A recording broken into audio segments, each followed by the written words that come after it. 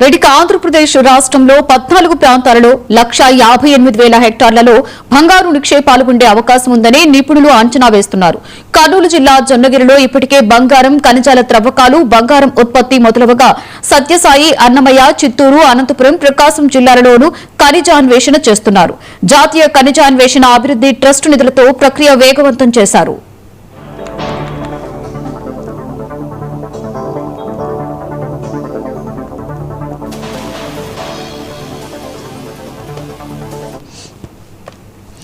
కర్నూలు జిల్లా జొన్నగిరిలో జియో మైసూర్ సంస్థ బంగారం ఉత్పత్తిని ప్రారంభించిన వేళ మరికొన్ని ప్రాంతాలలో బంగారం ఖనిజాన్వేషణ ప్రక్రియను వేగవంతం చేయాలని గనుల శాఖ నిర్ణయించింది. సత్యసాయి జిల్లా నంబాల పూలకుంట మండలం జౌకుల గ్రామ పరిధిలో 1000 హెక్టార్ల చొప్పున A, B, C, D, E, F బ్లాకులుగా విభజించారు.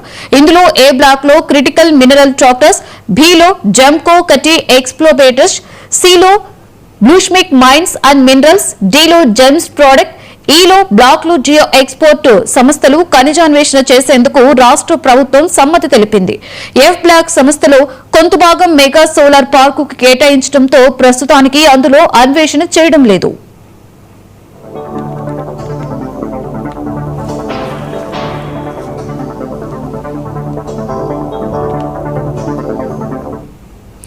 సత్యసాయి జిల్లా రామగిరిలో గతంలో భారత్ గోల్డ్ మైన్స్ లిమిటెడ్ బీజీఎంఎల్ గనులు ఉండేవి. ఇప్పుడు వాటికి ఆనుకునే 2000 హెక్టార్లను ఉత్తర దక్షిణ బ్లాక్స్ గా విభజించారు. వీటిలో ఖనిజాన్వేషణకు గతంలో ముంబైకి చెందిన ఆంధ్ర మైనింగ్ కార్పొరేషన్ ముందుకు వచ్చింది. రొద్ద మండలం బోక్సంపల్లి ఉత్తర దక్షిణ బ్లాక్స్ లో 1740 హెక్టార్ల మేర బంగారు నిల్వలు ఉంటాయని గుర్తించగా తాజాగా అక్కడ geological survey of India G3 దశలో ఖనిజాన్వేషణ చేపట్టింది.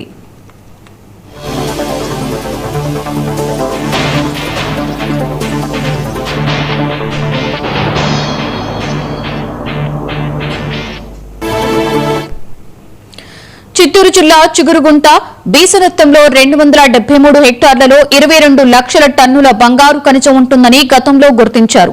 టన్ను ఖనిజం నుండి సగటున 5.64 గ్రాముల వరకు బంగారం వస్తుందని అంచనా. గతంలో దీనిని కేంద్ర ఖనిజాభివృద్ధి సంస్థకు కేటాయించగా వివిధ కారణాలతో ఆ సంస్థ త్రవ్వకాలు చేయలేకపోయింది. తాజాగా దీనికి ఈ వేలం నిర్వహించారు. ఇక్కడ ఖనిజ త్రవ్వకాలు ఆరంభించి బంగారం ఉత్పత్తి ప్రారంభిస్తే ఏటా 600 నుండి 1000 కేజీల వరకు ఉత్పత్తి చేసేందుకు వీలుంటుందని అంచనా వేస్తున్నారు.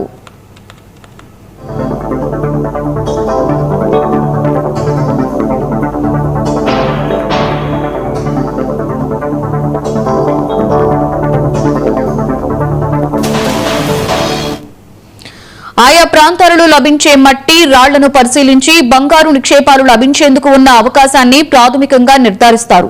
ఈ ప్రక్రియ అంతా 4 దశల్లో జరుగుతోంది. బంగారు నిక్షేపాలు ఉన్నాయని ప్రాథమికంగా గుర్తించే దశను జియోలాజికల్ దశ 4 అంటారు.